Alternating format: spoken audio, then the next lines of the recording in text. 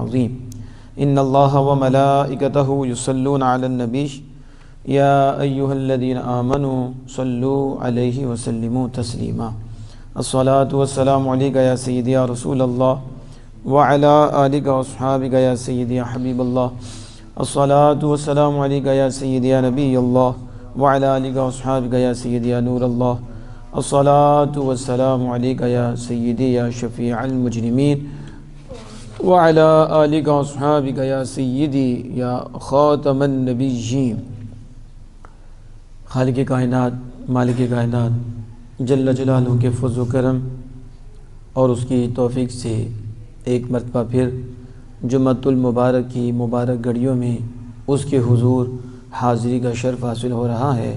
اللہ جل وعلا سے دعا ہے کہ ایسے شرف، ایسی عزتیں اور ایسے کرم ہمیں زندگی کے آخری لمحات تک عطا فرمائے۔ مالک حق بیان کرنے، ہمیں سمجھنے، دل میں اتارنے، عملی زندگی میں لانے اور اس نور کو عام کرنے کی توفیق عطا فرمائے۔ خالق کائنات جل جلالہ کا فضل و کرم ہے اور اس کی مہربانی ہے جس نے ہمیں اپنا پیار عطا فرمایا، اپنے محبوب کریم صلی اللہ تعالی علیہ وآلہ وسلم کی محبت کا نور عطا فرمایا اور ہمیں صاحب ایمان بنایا۔ تو صاحب ایمان بنایا اور اس سے زندگی بسر کرنے کا طریقہ بتایا، اور اس کے لیے نبی مکرم فخر دو عالم صلی اللہ تعالی علیہ وآلہ وسلم کو مبعوث فرمایا، اور ساتھ قرآن مجید برہان رشید لا ریب کتاب عطا فرما کر ہمیں تھیوری بھی عطا فرمائی اور آمینہ کے لال کے ذریعے پریکٹیکل بھی عطا فرمایا۔ یعنی جو صاحب ایمان ہے، جو اللہ کو ماننے والا ہے، وہ اللہ کی مانے گا اور اسے اللہ ہی کی ماننی چاہیے، کیونکہ ماننا جس کو ہے اسی کی مانی جاتی ہے۔ جس سے پیار ہے تو پھر جو وہ چاہتا ہے وہی معیار ہے، ایسے ہی ہے۔ جس سے پیار ہے، جو وہ چاہتا ہے وہی اس کا معیار ہے، اور اپنی مرضی کا کوئی اعتبار نہیں، کوئی اعتبار نہیں ہے۔ تو جب مومن ہوا تو جب اس نے مان لیا تو جسے مان لیا اب اس کی ماننی ہے، اور اسی میں خیر ہے، اسی میں فضل، اسی میں کرم، اسی میں بہتری، اسی میں دنیا کی بھی بہتری، اسی میں آخرت کی بھی بہتری۔ کیونکہ جب مان لیا ہے تو جسے ماننا ہے اسی کی مانی جائے گی، اور اس کا جو حکم ہوگا اسے خوش ہو کر قبول کیا جائے گا اور اسے دل سے ہو کر ادا کیا جائے گا۔ اس کے آگے کوئی نفسانی بات نہیں رکھی جائے گی، اپنی خواہش کو آگے نہیں رکھا جائے گا، ہیلے بہانے بنا کر ٹال مٹول نہیں کیا جائے گا، اور نفس کی پیروی کرتے ہوئے مالک کائنات خالق کائنات سے سرکشی نہیں کی جائے گی، نافرمانی نہیں کی جائے گی، بلکہ اسی کے آگے اپنے آپ کو جھکانا پڑے گا۔ تو آج میں اور آپ جس دور سے گزرے ہیں، جو بڑا پرفتن، بڑے فتنوں سے بھرا ہوا دور ہے، بعد ایسے لوگ بھی آپ کو ملیں گے، کیونکہ یہ قیامت کے قریب زمانہ ہے، اور پھر وہ اللہ کی راہ میں مال دینے کو بھی ٹیکس سمجھتے ہیں، اسے سمجھتے ہیں کہ یہ زکوٰۃ دینا ٹیکس ہے، اللہ کی راہ میں مال دینا ٹیکس ہے، اور اپنے اوپر بوجھ سمجھتے ہیں، اپنے اوپر بوجھ سمجھتے ہیں۔ اللہ پاک ایسی سوچ سے بھی بتائیں کہ اللہ کی راہ میں دینا بوجھ سمجھے، اللہ کے حکم کو فالو کرنا اس کو بوجھ سمجھے۔ حالانکہ حضرت انسان اور صاحب ایمان اسے نہیں ہونا چاہیے بے ایمان، یعنی اس کی سوچ اچھی ہونی چاہیے کہ رب کا دیا ہوا ہے، رب ہی کا حکم ہے، اور اس کا دیا ہوا ہی اسی کی راہ میں دے رہے ہیں۔ یہ تو خوش قسمتی ہے، یہ تو سعادت ہے، یہ تو سرفرازی ہے، یہ تو کامیابی ہے۔ اب اسے ایک تو اس کے اسرار کا نہیں پتہ کہ اللہ پاک نے حکم فرمایا کہ یہ مال مخصوص، مال خاص، اس کا نصاب پورا ہوا اور پورا ہو تو اتنا حصہ تم نے ان بندوں میں تقسیم کرنا ہے اور ان بندوں کو دینا ہے۔ کہ اس میں کتنے راز ہیں، اس کی حکمتیں ہیں۔ اللہ جل وعلا کا کوئی فعل حکمت سے خالی نہیں، کوئی بات حکمت سے خالی نہیں، اتنی حکمتیں ہیں، کتنے راز ہیں۔ اب یہ ان حکمتوں سے بھی واقف نہیں۔ ویسے تو مومن کے لیے اللہ کا حکم ہی کافی ہے، بس اس نے فرما دیا، ہمارا کام ہے، سمجھ آئی یا نہ آئی بس جھک جاؤ۔ لیکن پھر بھی حکمتیں موجود ہیں، راز ہیں، علماء نے ظاہر کی ہیں کہ یہ جو زکوٰۃ کا آرڈر ہوا کہ میری راہ میں یہ مال دو، مال خرچ کرو۔ دیکھو قرآن مجید برہان رشید نے کس انداز میں یہ حکمتیں واضح کیں، اور احادیث مبارکہ میں اس راز کو واضح کیا کہ جب تم بندے اللہ کے ہو، جب تم رب کو مانتے ہو تو پھر تمہاری مرضی تو نہیں چلے گی، پھر تمہارا آرڈر تو نہیں چلے گا، مرضی تو مالکوں کی چلے گی۔ پھر جس طرح مالک چاہیں گے اسی طرح زندگی بسر ہوگی، اسی طرح زندگی بسر کرنی پڑے گی۔ اب سب سے پہلے جو سبب ہے زکوٰۃ کا کہ ادا کرنا، زکوٰۃ کے ادا کرنے کا پہلا سبب یہ ہے کہ انسان جس نے اللہ تعالی عز و جل سے یہ وعدہ کیا ہے کہ وہ تیرے حکم کے مطابق زندگی بسر کرے گا، تیرے حکم کے خلاف نہیں چلے گا، تیرے حکم کے مطابق زندگی بسر کرے گا، ظلم نہیں کرے گا، زیادتی نہیں کرے گا۔ نماز کا آرڈر ہے، تیرے حکم کے مطابق تیرے حضور چکے گا۔ زکوٰۃ کا آرڈر ہے، تو نے مال دیا ہے، تیری فرما برداری ہوگی، ہم تیری اطاعت کریں گے۔ اور پھر وہ اللہ عز و جل کی اطاعت کر کے، فرما برداری کر کے گردن بھی چکاتا ہے، مال بھی راہ خدا میں دیتا ہے، اور اللہ عز و جل کی بارگاہ سے ثواب پاتا ہے اور اسے اس اطاعت کا اجر ملتا ہے۔ اور نفس اور دشمن کے حملوں سے دور رہتے ہوئے خالق کائنات جل وعلا سے جو محبت کا دعویٰ ہے، اور جو محبت اور جو پیار ہے، اور جو اعلیٰ خالق کائنات جل وعلا سے وعدہ ہے، اس وعدے کو عملاً پورا کر کے دکھاتا ہے کہ مالک بندے تیرے ہیں، تجھے ماننا ہے۔ اب شیطان روک رہا ہے کہ اللہ کی تیری راہ میں خرچ نہ کروں، یہ خواہش روک رہی ہے، نفس روک رہا ہے تیری راہ میں خرچ نہ کروں، لیکن ہم اس کے بندے نہیں، ہم تیرے بندے ہیں، اس لیے مالک ہم ان کی نہیں مانیں گے، تیری مانتے ہوئے تیری راہ میں اپنی محبت کا اظہار کرتے ہوئے مال خرچ کریں گے۔ یہ زکوٰۃ ادا کرنے کا سبب۔ اب یہاں دیکھیں کہ بندہ اپنے رب کا فرما بردار ہوتا ہے، وہی بندہ ہوتا ہے جو اپنے رب کا فرما بردار ہو اور اپنے رب کی اطاعت کرنے والا ہو۔ تو میرا رب جو بھی حکم دیتا ہے وہ اسے کرتا ہے، وہ اس کے آگے سر تسلیم خم کرتا ہے۔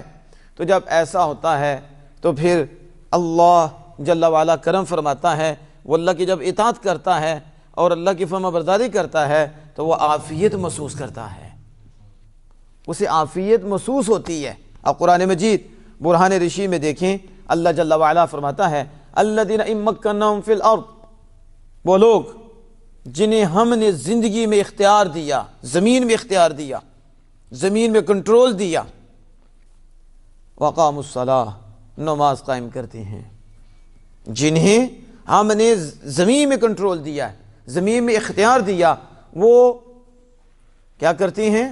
نماز قائم کرتے ہیں، وہ آتوا الزکاۃ اور زکوٰۃ دیتے ہیں، زکوٰۃ ادا کرتے ہیں، وہ امروا بالمعروف اور وہ نیکی کا حکم دیتے ہیں، ونہوا عن المنکر اور وہ برائی سے روکتے ہیں، وللہ عاقبۃ الامور اور اللہ کے لیے سارے کاموں کا انجام ہے، اور اللہ کے لیے سارے کام اللہ کی طرف لوٹیں گے، تو سارے کاموں کا انجام اللہ کے لیے ہے۔ یہاں دیکھیں کہ خالق کائنات اپنے فرما بردار بندوں کا کس طرح ذکر فرماتا ہے اور کس طرح ان کی شان کو واضح کیا کہ وہ خالق کائنات جل وعلا سے پیار کرنے والے ہیں، وہ اللہ کے فرما بردار ہیں۔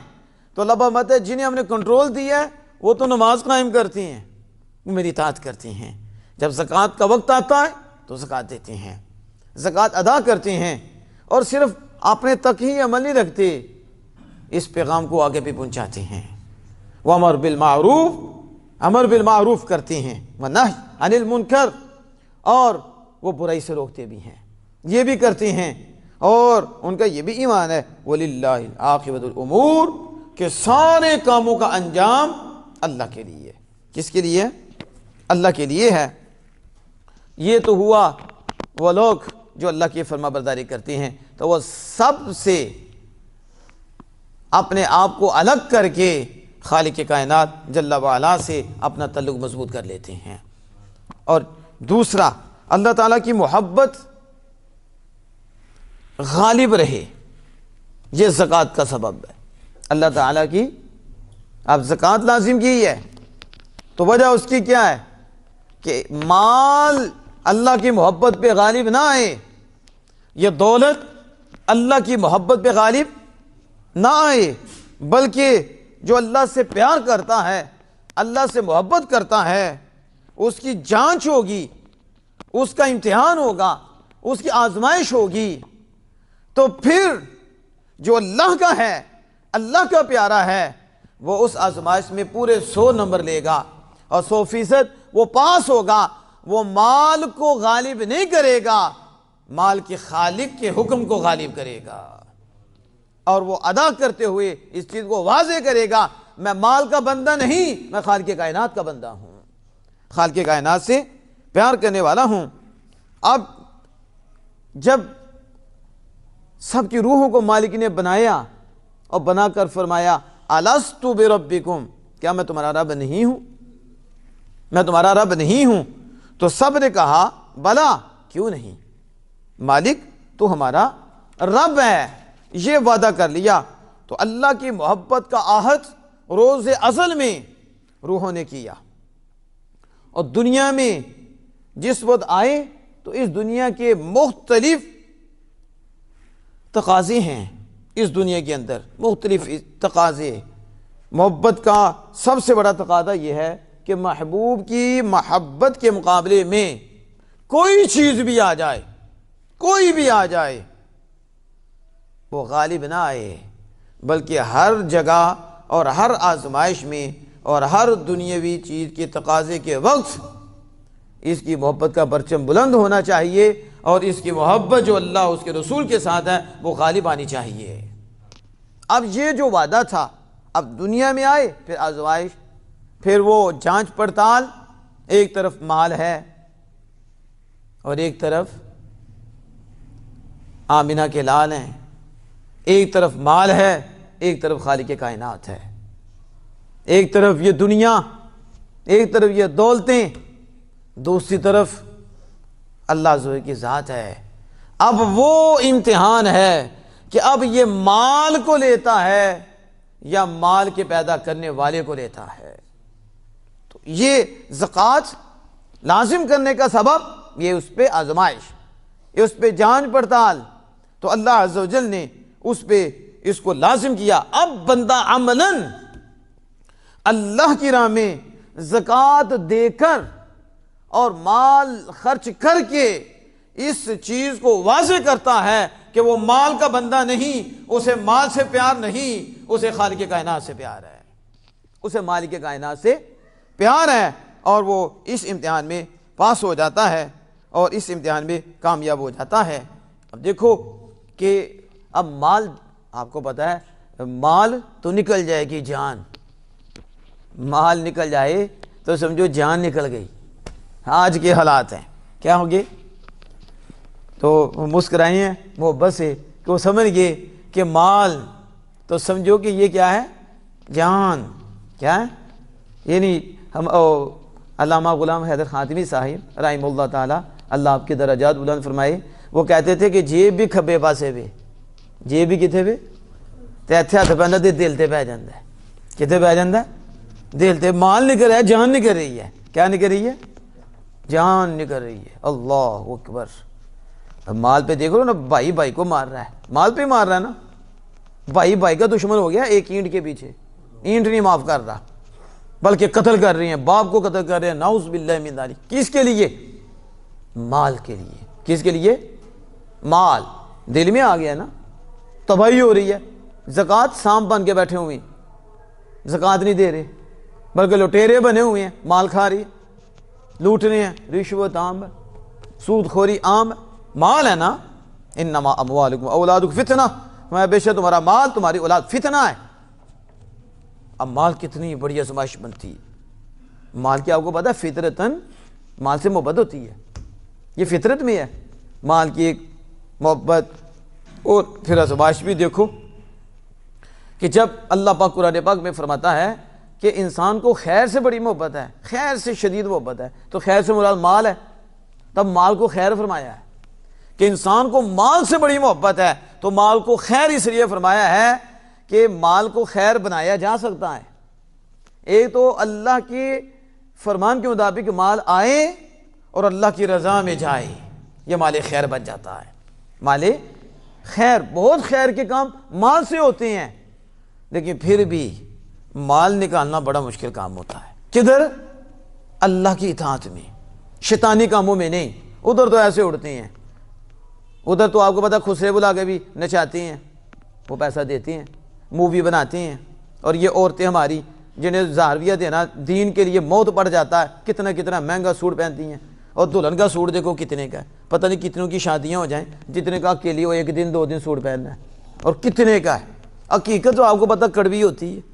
تو ہم نے تو مریضوں کے مطابق دوائی دینی سیکھی نہیں۔ ہمارے شاہ صاحب کہتے ہیں مریض کے مطابق دوائی نہیں دیتے، مرض کے مطابق دوائی دیتے ہیں، جس کی ضرورت ہے وہ دو۔ انہیں یاد آ جاتا ہے جی میلاد النبی صلی اللہ علیہ وسلم اتنا خرچ کر رہے ہو، فلاں جگہ اتنا خرچ کر رہے ہو۔ ہم نے کہا تمہیں رائے بنڈ نہیں نظر آتا، تمہیں اپنے جلسے جلوس نہیں نظر آتے، اور تمہیں شادیاں نظر نہیں آتی، پجاروں نظر نہیں آتی، وہ بھی تو کہا کرو نا کہ یہاں نہ کرو، یہاں تو اللہ اس کے رسول کو ناراض کر رہے ہو، وہاں تو اللہ اس کے رسول کو راضی کیا جاتا ہے، وہاں تو بڑوں کے کاروبار چلتے ہیں، یہاں تو کھلا شیطان ناچتا ہے اور لاکھوں روپیہ اڑایا جاتا ہے، لاکھوں۔ یہ میں کہہ رہا ہوں، وگرنہ ایک میرج حال آپ جا کے پتہ کریں نا کہ یہ کتنے کتنے لاکھ کا میرج حال ہوتا ہے۔ ہوتا کیا ہے؟ کھانا کھانا ہے، کیا کرنا ہے، اور کھانے والے بھی امیر آتے ہیں، غریب کتنے ہوتے ہیں، غریب کتنے آ کے کھانا کھا رہے ہیں، ادھر مال والے آ رہے ہیں اور وہ مالدار آ رہے ہیں، اور اتنا بڑا حال ہے۔ اور اس بندے کا بھی کیا حال ہے جو اس دور میں بھی لاکھوں روپے وہاں لگا رہا ہے، خرچ کر رہا ہے، لیکن جب انہیں کہیں نا مسجد میں ضرورت ہے اس کام کی، مر گئے ہیں، پلے ہے ہی کچھ نہیں۔ اچھا 1000 روپیہ لے لو، مدرسے کے لیے کیا موت پڑ گئی ہے۔ برائی کے کاموں میں ایسے اڑاتا ہے، کیونکہ شیطان کی مانتا ہے، تو شیطان تو چاہتا ہی ہے کہ یہ جہنم میں جائے، اس کا نقصان ہی ہو، یہ برباد ہی ہو، یہ تباہ بھی ہو، اس سے رب راضی نہ ہو، رب کے مصطفیٰ راضی نہ ہو، وہ تو دشمن ہے، یہ اس کی مانتا ہے۔ جب نیکی کی راہ میں جا کے تو شیطان وسوسہ دیتا ہے، نہ فقیر ہو جاؤ گے، غریب ہو جاؤ گے، کہتا ہے بالکل تو میرا آقا صحیح کہہ رہا ہے، اب میں رب کی رضا کے لیے خرچ نہیں کروں گا، کیونکہ رب پہ یقین ہی کم ہے کہ برائی کی جگہ میں ایسے بے دھڑک بغیر سوچے خرچ کرتا ہے۔ اور جب دین کی بات آتی ہے، جب بہن بھائیوں کی بات آتی ہے، تو اسے موت پڑ جاتی ہے کہ بہن پہ پیسہ لگاؤں، بھائی پہ لگاؤں، اسے کوئی چھت بنا کے دے دوں، اس کو بھی سپورٹ کر دوں، ادھر سے موت پڑ جائے گی، اور شادی پہ لاکھ اڑا دے گا، تم نے مرنا نہیں ہے، آگے نہیں جانا، پھر رب کے ہاں کیا تمہیں ملے گا۔ یہ تھوڑی دین کی چسکے ہیں، پھر ختم ہو جائیں گی. اپنے چسکوں کو رب کی رضا پہ قربان کر دو, پھر دیکھو وہ مزہ ملے گا جو تمہیں کہیں بھی نہیں ملے گا. وہ اللہ عز و جل کی رضا میں ملتا ہے, اللہ عز و جل کی اطاعت میں ملتا ہے. لیکن میں بات کر رہا ہوں کہ مال فطرتاً مال سے محبت ہوتی ہے, اور مال نکالنا بڑا مشکل ہوتا ہے. اس لیے کمزور بندے بوجھ بھی سمجھنے لگ جاتے ہیں, اور جن کے دل میں مال کی محبت آئی ہوتی ہے کہتے ہیں اب ہم زکوٰۃ دیں, ہم اللہ کی راہ میں خرچ کریں, ہم یہ کریں, ہم وہ کریں. ایسی سوچیں ہوتی ہیں. پھر بڑا کٹن سے تنگ ہو کر اللہ کی راہ میں مال دے رہا ہوتا ہے, اندر سے تڑپ رہا ہوتا ہے کہ میں دل تو نہیں کرتا, ایسی خواہشیں, میرا مال کم ہو جائے گا, یوں ہو جائے گا, وہ ہو جائے گا, وہ ہو جائے گا. کہا تیرا ایمان ہی کمزور ہے. رب کی راہ میں دینے سے کیا ہوگا؟ رب کی راہ میں دینے سے تیرا مال بھی بچ جائے گا, تیرا مال بھی پاک ہو جائے گا. وہ تو ایسا کریم ہے, مال بھی اس نے دیا ہے, حکم بھی دے رہا ہے, اس کے اوپر دنیا میں بھی انعام کی خوشخبری سنا رہا ہے, اور آخرت میں بھی اس میں خوشخبری سنا رہا ہے. یعنی دونوں جہاں دے گا, یہاں بھی دے گا, آگے بھی دے گا. مال کی پکیزگی, مال کی نشو و نما, مال بڑھتا ہے, مال زیادہ ہوتا ہے, مال پکیزہ ہو جاتا ہے, مال کی حفاظت ہو جاتی ہے, اور جہاں بھی مال بڑھتا ہے اور اللہ اس کے خزانے میں ثواب کو بھی بڑھاتا جاتا ہے. اب یہاں دیکھو کہ کس انداز سے خرچ کرنا چاہیے اور کیسا مال خرچ کرنا چاہیے. خالق کائنات جل وعلا فرماتا ہے لن تنالوا البر حتى تنفقوا مما تحبون. تم ہرگز نیکی حاصل نہیں کر سکتے اور نیکی کو نہیں پہنچ سکتے جب تک کہ وہ چیز جو تمہیں پسند ہے وہ میری راہ میں خرچ نہ کر لو. اب وہ چیز جو تمہیں پسند ہے, تو مجھے بتاؤ کسے مال پسند نہیں؟ کسے مال؟ تو اگر ہزاروں کا مجمع ہو تو پوچھو کسے مال پسند نہیں. شاید کوئی اٹھے کہ جسے مال پسند نہ ہو.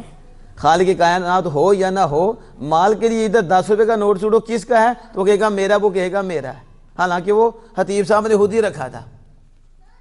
ایسے تو ہمارے حالات ہو گئے ہیں. مال میں تو ہماری یہ حالت ہو گیا, باہر مسجد کے باہر 500 کا نوٹ رکھ دو جی ملا ہے, تو کوئی ادھر کھڑا ہوگا میرا, کوئی ادھر کھڑا ہوگا, تو میں نے تو جیب سے نکالا تھا, میں تو چیک کر رہا تھا یہ مال کے بندے ہیں یا خدا کے بندے ہیں. آپ سمجھ رہے ہو, مال تو ایسا حال کر دیا ہے. لیکن خالق کائنات جل وعلا فرماتا ہے کہ اس وقت تک نیکی حاصل نہیں کر سکتے اور نیکی کو نہیں پہنچ سکتے جب تک کہ وہ چیز جو تمہیں پسند ہے میری راہ میں خرچ نہ کر لو, میری راہ میں خرچ نہ کر لو. اب یہاں دیکھو نا کس انداز سے یہ امتحان کی بات ہو رہی ہے اور آزمائش کی بات ہو رہی ہے, جانچ پڑتال کی بات ہو رہی ہے کہ تمہیں پسند ہے لیکن اپنی اس پسند کو ہمارے حکم پہ قربان کرو. یہ ہے آزمائش. اپنی اس چاہت کو ہماری چاہت پہ قربان کرو, ہمارے آرڈر پہ اسے قربان کرو. بس تجھے تکلیف تو ہوگی, کچھ کو زبردستی کرنا پڑتا ہے. کچھ وہ لوگ ہوتے ہیں جن کے دل اتنے شوسا اور پکیدہ ہو جاتے ہیں, وہ کہتے ہیں یہ کیا ہے, یہ تو کچھ بھی نہیں. اللہ تو جان مانگے تو جان بھی اس کی ہے, ہم جان بھی دیں گے. ہم مال کیا ہے, مال بھی اس کا ہے. یہ تو زہے قسمت, یہ خوش نصیبی کہ اللہ ہمیں توفیق دے رہا ہے, اس کے دیے سے اسی کے آرڈر میں اسی کی راہ میں خرچ کر رہے ہیں. تو اب یہ پسند ہے کہ جس پسند کو رب کی پسند پہ قربان کرنا ہے. تو مثلا اللہ عز و جل نے یہ زکوٰۃ رکھی ہے جانچ پڑتال کے لیے کہ یہ مال سے محبت کرتا ہے یا مال کے خالق سے محبت کرتا ہے. اب آگے دیکھیں اللہ جل وعلا قرآن پاک میں ارشاد فرماتا ہے ان اللہ اشترى من المؤمنین انفسهم واموالهم بان لهم الجنہ. بے شک اللہ نے خرید لیا, ان اللہ اشترى من المؤمنین, کن سے؟ مومنین سے. کیا خریدا؟ ان کے مالوں کو خریدا. اور کیا خریدا؟ فرمایا ان کی جانوں کو خریدا. بان لهم الجنہ, جنت قیمت دے کر, جنت قیمت دے کر. مومنین سے رب نے سودا کیا, اور اس سودا کس چیز کا؟ مال کا, مومنین کا, اور ان کی جانوں کا. تو قیمت کیا رکھی؟ جنت. کیا؟ بِأَنَّ لَهُمُ الْجَنَّةِ, انہیں جنت دے کر ان کا مال خریدا ہے اور ان کی جان خریدی ہے۔ ذرا غور تو کرو، یہ کتنے اعلیٰ مال ہیں اور یہ کتنی اعلیٰ جانیں ہیں جنہیں رب خرید رہا ہے، جنہیں رب قبول فرما رہا ہے۔ ہر مال اللہ قبول نہیں فرماتا اور ہر مال اللہ پاک پسند نہیں فرماتا۔ ہزاروں جانور آپ نے دیکھے کہ عید قربان کے قریب آتے ہیں، بڑے بڑے خوبصورت جانور آتے ہیں، بڑے بڑے نفیس جانور آتے ہیں، اور آپ نے دیکھا واپس چلے جاتے ہیں، اور ایک ظاہری طور پر اتنا خوبصورت بھی نہیں ہوتا، اسے خرید لیا جاتا ہے اور اللہ کی راہ میں قربان ہو جاتا ہے۔ ہمارے شاہ صاحب فرماتے ہیں ہر جانور رب قبول نہیں فرماتا، بس ساروں میں سے بعد ہی ہوتے ہیں رب قبول فرما دیتا ہے۔ اسی طرح لوگوں کے پاس مال تو بڑا ہے، دولت تو بڑی ہے، اسے مال و دولت سے بڑا پیار ہے، لیکن خالق کائنات جل وعلا ہر ایک کا مال قبول ہی نہیں کرتا، اس لیے وہ مال میں ڈوبے رہتے ہیں اور بعد خوش قسمت ہوتے ہیں۔ اگرچہ اتنا مال نہیں ہوتا لیکن رب کو ان کا مال پسند ہے، اللہ اسے قبول فرما لیتا ہے۔ یہ خوش قسمتی کی بات ہے، یہ سعادت کی بات ہے کہ اب خالق کائنات جل وعلا فرما رہا ہے، اب یہ اللہ کی راہ میں مال دیتے ہیں، یہ زکوٰۃ خرچ کرتے ہیں، حالانکہ مال بھی اللہ کا، یہ بھی اللہ کا، ہر شے ہی اللہ کی اور اللہ ہی کی ملک میں ہے، اس کے باوجود بھی خالق کائنات جل وعلا سودا کر رہا ہے۔ اور سودا تو وہ کرے جو محتاج ہو، جسے ضرورت ہو اور جس کی ملک میں نہ ہو، ملک بھی اس کی، مال بھی اس کا، وہ بے نیاز، اسے ضرورت بھی کوئی نہیں، حاجت مندی کا تو سوچ بھی نہیں سکتے، پھر بھی فرماتا ہے اللہ نے مومنین سے سودا کر لیا، مومنین سے، اور ان کے مال اور ان کے جان لیے ہیں اور ان کے بدلے انہیں جنت دی ہے۔ انہیں کیا دی ہے؟ جنت دی ہے۔ آپ اس آیت کریمہ میں بھی وہ غور کریں تو دل کتنا باغ باغ ہوتا ہے، کتنا خوش ہوتا ہے کہ کوئی خالق کائنات کا آرڈر ہے، وہ ماننا ضروری ہے، اور اس میں بڑی حکمتیں ہیں، بڑے راز ہیں۔ اب دیکھو کہ اب اللہ جل وعلا آزمائش ڈال رہا ہے، اور کس انداز سے کہ زکوٰۃ کا حکم بھی ہے، مال دینے کا حکم بھی ہے، ساتھ یہ بھی فرماتا ہے اللہ نے سودا بھی کر لیا ہے اور پھر تمہیں اس دنیا میں رہتے ہوئے جنت بھی دے دی ہے، جنت بھی۔ اب وہ کتنا خوش ہوتا ہے کہ مال بھی رب کا ہے اور پھر حکم بھی دیتا ہے، پھر اوپر اس نے انعام اتنا بڑا رکھ دیا ہے، اور پھر اس کی ویلیو تو دیکھو، اس کی ویلیو تو دیکھو، اس کی قدر تو دیکھو۔ دیکھو جتنی بڑی بارگاہ ہوتی ہے نا، جتنی بڑی بارگاہ ہوتی ہے اتنا بڑی سودا ہوتا ہے، ایسا ہے کہ نہیں؟ تو اتنی بڑی اس کی کیا ہوتی ہے؟ ویلیو ہوتی ہے۔ تو کیا خدا تعالیٰ کی بارگاہ سے بڑھ کر کوئی بارگاہ ہے؟ تو وہ سودا کرے تو پھر بتاؤ جس سے سودا کر رہا ہے اور جس چیز کا کر رہا ہے اس کی اللہ کے ہاں کتنی ویلیو ہوگی، اس مال کی رب کے ہاں کتنی قدر ہوگی، اور جو مال دے رہا ہے اس کی کتنی قدر ہے، اس کی کتنی عزت ہے۔ ما ان اللہ اشتری من المؤمنین انفسہم، باوجود اس کے کہ وہ بے کرنے والا نہیں، خریدنے والا وہ نہیں، یہ تو لوگ ہوتے ہیں جن کا نہیں ہوتا وہ خریدتے ہیں، وہ تو مالک ہے ہر شے کا، پھر بھی وہ کہتا ہے میں سودا کرتا ہوں اور میں خریدتا ہوں۔ اس میں وہ مال کی عظمت کو واضح کر رہا ہے، جو اللہ کی راہ میں خرچ ہوتا ہے، جو اس کی اطاعت میں خرچ ہوتا ہے، اور اس جانوں کی ویلیو واضح کر رہا ہے، اور اس جانوں کی شان کو واضح کر رہا ہے جو اس کی راہ میں قربان ہوتی ہیں، جو اس کی راہ میں صرف ہوتی ہیں۔ وہ بتا رہا ہے کہ اس آپ وہم و گمان سے نکل جاؤ، اس سوچ سے نکل جاؤ کہ تم دو گے تو ملے گا کچھ نہیں اور اس کے اوپر نوازا نہیں جائے گا، بلکہ سوچو تو صحیح، دے تم رہے ہو ہے بھی میرا ہے، لیکن میں مشتری بن گیا ہوں، تجھے بائع بنا دیا ہے، میں خریدار بن گیا ہوں، تجھے بیچنے والا بنا دیا ہے، باوجود اس سے پاک ہوں، بتا رہا ہوں جس سے سودا کر لیتا ہوں، جس کا مال قبول کر لیتا ہوں، اس کا مال بھی بلند ہو جاتا ہے اور دینے والا بھی بلند ہو جاتا ہے۔ اب یہاں دیکھو ان اللہ اشترا، اور پھر مالک کا کرم دیکھو۔ اب مجھے بتاؤ آپ میں سے کتنا عقل مند ہے وہ شخص کہ جو لاکھوں کی گاڑی لے اور لے کر اسے خراب کر دے؟ ایسا ہے کوئی؟ اس کی حفاظت ہی نہ کرے اور اس کے خراب کر دے؟ نہیں، اس کی تو جان ہی گاڑی کے اندر ہے۔